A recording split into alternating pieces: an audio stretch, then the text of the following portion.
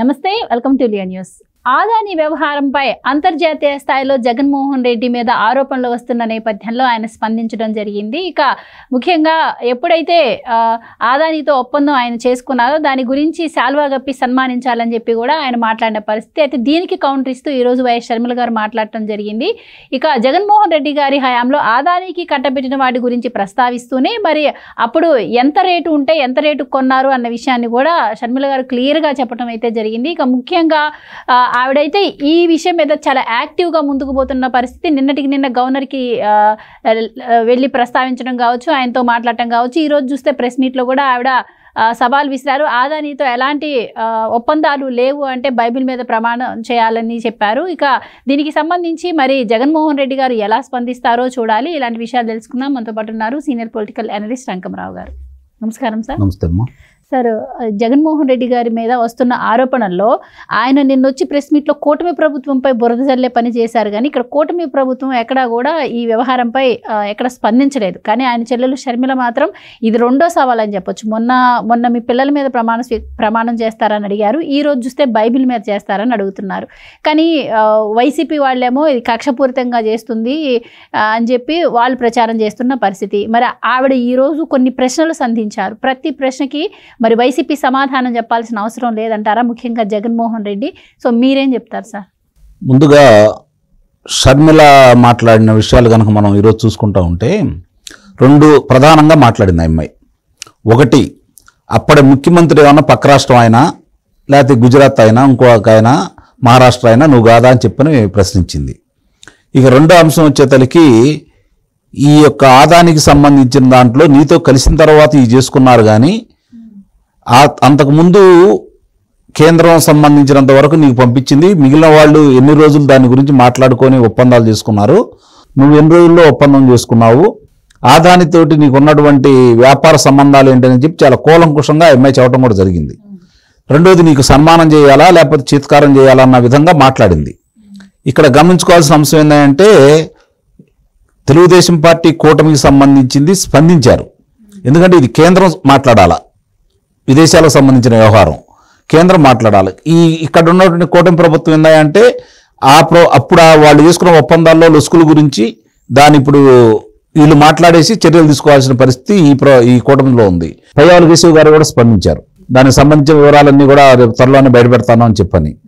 అంటే ఆ రోజు 2021లో నవంబర్ 6వ తారీఖున దీని గురించి మాట్లాడారు.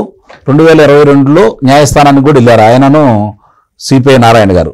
కాబట్టి ఇప్పుడు ఆయనే దీని గురించి మాట్లాడాడు. కాబట్టి ఇంకా అన్ని విషయాలు ఆయన దగ్గర ఉన్నాయి. కాబట్టి అప్పుడు పిఎస్సి చైర్మన్గా కూడా పనిచేశాడు. కాబట్టి చాలా విషయాలు ఆయన మొత్తం బహిర్గతం చేస్తారు. వాస్తవాలు కనుక ఇక్కడ చూసుకుంటా ఉంటే ఏం జరిగింది ఏందనేది షర్మిల చాలా వరకు చెప్పింది. నేను కొన్ని విషయాలు చెప్తాను. దాంట్లో ఆర్కే సింగ్ గారు అని ఆ రోజు కేంద్ర విద్యుత్ శాఖ మంత్రిగా ఉన్నటువంటి ఆర్కే సింగ్ గారు 16/9/2019 నాడు ముఖ్యమంత్రి గారికి ఒక ఉత్తరం రాశారు.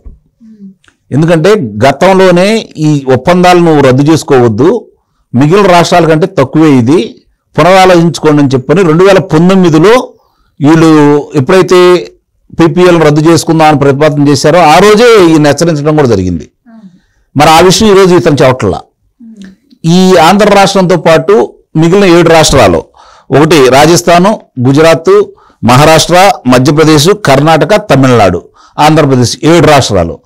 ఈ 7 రాష్ట్రాల్లో ఆ రోజు చంద్రబాబు నాయుడు గారు చేసుకున్న ఒప్పందం ప్రకారం అత్యధికంగా ఒక యూనిట్కి ₹6.51 ఓన్లీ కర్ణాటక ప్రభుత్వం తీసుకుంటుంది.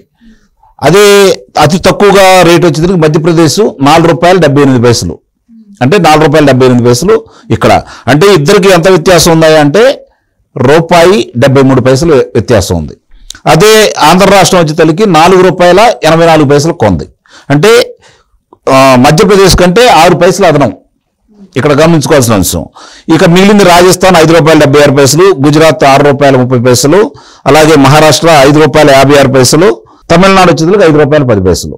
ఇందుట్లో ఆయన చెప్పే లెక్క ప్రకారం చూసుకున్నా కూడా తక్కువ రేట్లే కదా. ఒక మధ్యప్రదేశ్ తప్ప మిగిలింది అది 6 పైసలు వ్యత్యాసం. ఇంకోటి గమనించుకోవాల్సిన అంశం ఏంటంటే 10 సంవత్సరాల క్రితం 1 మెగావాట్ విద్యుత్ ఖరీదు ₹7,50,00,000. 1 మెగావాట్ విద్యుత్ ఖరీదు ఇప్పుడు ₹1,50,00,000. అంటే ఎంత వ్యత్యాసం ఉంది?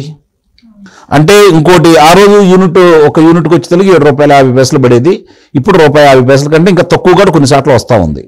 మరి ఆ రోజు అప్పుడు చేసుకున్న ఒప్పందాలను ప్రామాణికంగా తీసుకుందామా, ఇప్పుడు జరిగే ఒప్పందాలను ప్రామాణికంగా తీసుకుందామా? నువ్వు 25 సంవత్సరాలకి ఇదే రేటుకు పెట్టి నువ్వు కొన్నప్పుడు నష్టం చేసినట్టా లాభం చేసినట్టా? నేను సంపద సృష్టించాను అని చెప్పి చెబుతున్నాడు, అదే అమ్మాయి ప్రశ్నించింది. మరి సంపదను సృష్టించేవాడు అయితే, చంద్రబాబు నాయుడు గారు హరించేవాడైతే 5 సంవత్సరాలు నువ్వేం చేసావు, గాడిద కాసావా అని చెప్పి ప్రశ్నించింది ఆ అమ్మాయి. 5 సంవత్సరాలు మరి అధికారంలో ఉన్నప్పుడు ఆ ఒప్పందాల్లో ఉన్న లొసుకుల గురించి నువ్వు ఏ రోజు మాట్లాడకుండా ఈ రోజు ఎందుకు మాట్లాడావు? అప్పుడే చర్యలు తీసుకోవాలి కదా. నువ్వు చేసిన దాంట్లో లొసుకులు ఉన్నాయని చెప్పి పయ్యావుల కేశవ్ గారు 21లోనే మాట్లాడారు కదా. అంటే ఇక్కడ గమనించుకోవాల్సిన అంశం ఏంటంటే, నువ్వు సెప్టెంబర్లో దీన్ని ఆమోదించావు, నవంబర్లో దీని గురించి మాట్లాడాడు పయ్యావుల కేశవ్ గారు 2021లోనే. మరి నువ్వు అధికారంలోకి వచ్చిన తర్వాత నీకు 2019లోనే అధికారంలో వచ్చిన వెంటనే ఆయన కేంద్ర మంత్రి గారు రాశారు కదా. మరి దానికి నువ్వు ఎందుకు 5 సంవత్సరాలు పట్టించుకోలేదు, దాని గురించి విచారణ ఎందుకు చేయలేదు, దోషులను ఎందుకు శిక్షించలేదు? ఇది ప్రజలు అడుగుతున్నారు, ఈరోజు షర్మిల కూడా అడుగుతుంది. సమాధానం చెప్పు. ఆ సమాధానం చెప్పిన తర్వాత ఆ అమ్మాయి సన్మానం చేస్తానంటుంది కదా. రెండోది, ఆదానికి ఏమేమి ఇచ్చావు, ఆదాని వల్ల ఎంత లబ్ధి పొందావు, నీకెంత లబ్ధి జరిగిందని చెప్పి చెప్తా ఉంది. అది ప్రపంచం మొత్తం జరుగుతూనే ఉంది. వీళ్ళు వచ్చిన తర్వాత అంశాలన్నీ బయటకు తీసుకొస్తున్నారు. ఎక్కడెక్కడ ఏ ఒప్పందాలు చేసుకున్నాడు, ఆ ఒప్పందాలు ఉండే లొసుకులు ఏంటి, అవి తీసే కార్యక్రమంలో వీళ్ళు ఉన్నారు. రేపు పొద్దున అవి బహిర్గతం చేస్తారు. దీన్నే వదిలిపెట్టలేదు కదా, బాధుడు కార్యక్రమం అని చెప్పి అంతకుముందు కూటమి ప్రభుత్వం దీని గురించి మాట్లాడింది కదా. ఆవిడ నిన్న ఒక మాట కూడా అనింది. ఆవిడ రాజశేఖర రెడ్డి గారు ఉన్నప్పుడు 30 ఏళ్ల వరకు పోర్టులే వద్దంటే నువ్వు ఆదానికి పోర్టులు ఎందుకు కట్టబెట్టావు, తెలుగువాడికి ఇవ్వాల్సిన పోర్టులు కూడా ఆదానికి కట్టబెట్టారు, లాస్ట్లో వచ్చేసాను కూడా ఆవిడ చెప్పారు. అందుట్లో రాష్ట్ర ప్రభుత్వం వాటా కొన్ని సంవత్సరాల తర్వాత తిరిగి మొత్తం రాష్ట్ర ప్రభుత్వానికి వచ్చింది. అది దాన్ని కూడా కట్టబెట్టేశాడు ఆదానికి. ఆ ఒప్పందాలు చేసుకుంది ఈయనే కదా, చంద్రబాబు నాయుడు గారు కాపాడుకుంటూ వచ్చాడు. ఈయన వాళ్ళకి కట్టబెట్టేశాడు. అంటే ముడుపుల కోసమే చేశాడని అందరికీ తెలిసిన విషయమే, ఇందులో దాచుకోవాల్సిన అవసరమే లేదు. అతను ఏం చేసినా కూడా వ్యాపార పరంగానే ఆలోచిస్తాడు. అతనికి ఏమాత్రం లాభం వస్తే దాన్ని ఏ విధంగానే చేస్తాడు. ప్రజలకి ఎంత నష్టం వచ్చినా పర్లేదు. ఇప్పుడు నువ్వు చెప్పే లెక్క ప్రకారం ఇది తక్కువ రేటుకు నువ్వు తీసుకొని విద్యుత్ దొరుకుతుందన్న సందర్భంగా 8 సార్లు విద్యుత్ ధరలను ఎందుకు పెంచావు? దానికి నీ దగ్గర సమాధానం ఏమైనా ఉందా? కానీ ఈ రోజు నువ్వు ఒప్పందం ప్రకారం సెప్టెంబర్లో రావాలి, 2023 సెప్టెంబర్ నాటికి అక్కడి నుంచి విద్యుత్ పంపించాలి, నువ్వు తీసుకోవాలి ఆంధ్ర రాష్ట్రానికి. ఇప్పటి వరకు కూడా రాలేదు. అంటే ఎంత లోపభూయిష్టంగా ఉందో అర్థమవుతానే ఉంది కదా. అజూరి సంస్థ వైదొలిగింది, ఆ విషయం కూడా నీకు చెప్పింది. ఇది కేంద్రం అంటున్నావు. కేంద్రము రాష్ట్రానికి జరిగిన మధ్య ఒప్పందమే కదా ఇది. సెకీ కేంద్రందే. వాళ్ళు కూడా దీంట్లో 7 పైసలు, వాళ్ళేమీ రాష్ట్రాల మీద ప్రేమతోటి పెద్దన పాత్ర పోషించట్లా. 7 పైసలు వాళ్ళు మధ్యలో 7 పైసలు లాభం పెట్టుకున్నారు వాళ్ళు. అంటే అజూరి సంస్థ వైదొలిగిందని మీరు చెప్పారు, కానీ వైసీపీ వాళ్ళు మేము సెక్కితో కుదుర్చుకున్న ఒప్పందం అంటున్నారు. అప్పుడు అజూరితో సంబంధం లేదు, అయినా కూడా ఎందుకు వైదొలిగింది ఏంటి? ఎందుకని ఉత్తరం రాసింది? సంబంధం లేనప్పుడు ఎందుకు ఉత్తరం రాసింది కేంద్ర ప్రభుత్వం? దాని గురించి కూడా ఆలోచించుకోవాలి కదా. అంటే వాళ్ళు ముందుగానే హెచ్చరించారు, ఒప్పందం లేదన్న ఉంటే వీళ్ళు తప్పుకున్నారు, నువ్వు మళ్ళీ ఒకసారి ఆలోచించుకోమని చెప్పి వాళ్ళు చెప్పడం కూడా జరిగింది. ఇంకా నువ్వు సమర్థించుకోవడానికి ప్రయత్నం చేస్తుంటే నువ్వు అన్నట్టు కేంద్ర ప్రభుత్వంతో ఒప్పందం చేసుకుందాం, కాసేపు మాట్లాడుకుందాం. కేంద్ర ప్రభుత్వంతో మిగిలిన అన్ని రాష్ట్రాలు ఎందుకు చేసుకోలేదు? అది కూడా ఆలోచించుకోవాలి కదా. దాంట్లో నష్టం జరుగుతుందని చెప్పిన వాళ్ళకి అర్థమైన తర్వాత కదా వాళ్ళు దూరంగా జరుగుతూ ఉంది. నువ్వంత తొందరపడి ఒక రోజులోనే, ఇది గమనించుకోవాల్సిన అంశం ఏంటంటే అమ్మాయి కూడా దీన్ని ఎత్తింది కదా, ఒక రోజులోనే. అంటే ఇంత పెద్దది 2 లక్షల కోట్ల రూపాయల విలువైనటువంటి నువ్వు సంతకాలు పెట్టబోయే ముందు ఎవరితోటి మాట్లాడాలా, మీ మంత్రివర్గంతో పాటు దాని గురించి సమీక్ష చేయాలి. ఆ శ్రీకాంత్ అనే వ్యక్తి హడావుడిగా చేసుకుంటూ వెళ్ళిపోయి, అంతకుముందు పీపీఎల్ రద్దు చేయడానికి కూడా అతనే కదా ప్రధాన పాత్రధారి. ఆ భాస్కర్ అనే అతను తీసుకొచ్చింది కూడా ఆయనే కదా. అతన్ని నువ్వు ఏపీ పవర్ గ్రిడ్ దాంట్లో డైరెక్టర్గా కూడా చేసావు కదా. అంటే ఇవన్నీ కూడా ఇప్పుడు ఇవన్నీ కూలంకుషంగా బయటకు వస్తే ఇంకా చాలా విషయాలు రావాల్సి ఉన్నాయి. ఈ ఒక్క అంశమే కాదు, రోజుకొక అంశం బయటకు వస్తూ ఉంది. కాబట్టి అన్ని అంశాల్లో ప్రజలకి అప్పుడు 5 సంవత్సరాలు ఏం జరిగింది, అంతకుముందు 5 సంవత్సరాలు ఏం జరిగింది, ప్రజలకు విడమర్చే పనిలో భాగంగా వీళ్ళు ముందుకు తీసుకొని కనుక వస్తే ఎవరు తప్పు చేశారు, ఎవరు ఒప్పు చేశారు. ఒకటి, వీళ్ళంతా ఘోష పెట్టినా జగన్మోహన్ రెడ్డి అతను తప్పు చేశాడు, ఆంధ్ర రాష్ట్రానికి అన్యాయం చేశాడని చెప్పని ప్రజలు బలంగా నమ్మబట్టే కదా 151 స్థానాల నుంచి 11 స్థానాలు దించేసింది. ఈ రోజు నువ్వు వచ్చి మాట్లాడుతూ ఉండి నీకు సన్మానం చేయాలని నిస్సన్నంగా సన్మానం చేస్తారు.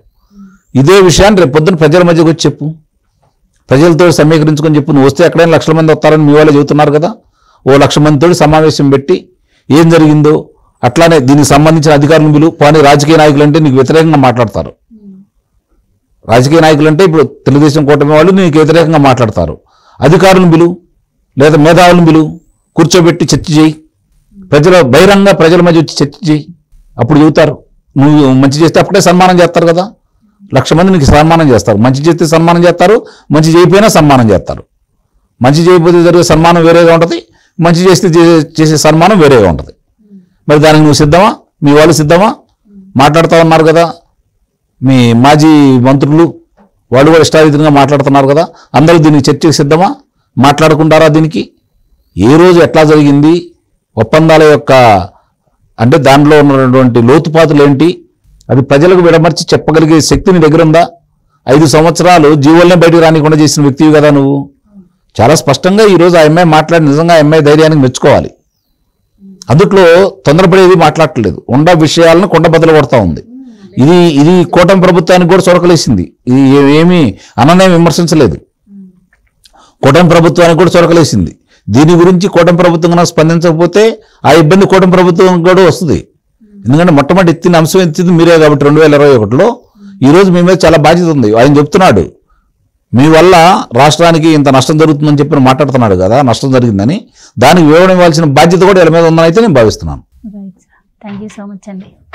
Please subscribe to Leo news for more videos.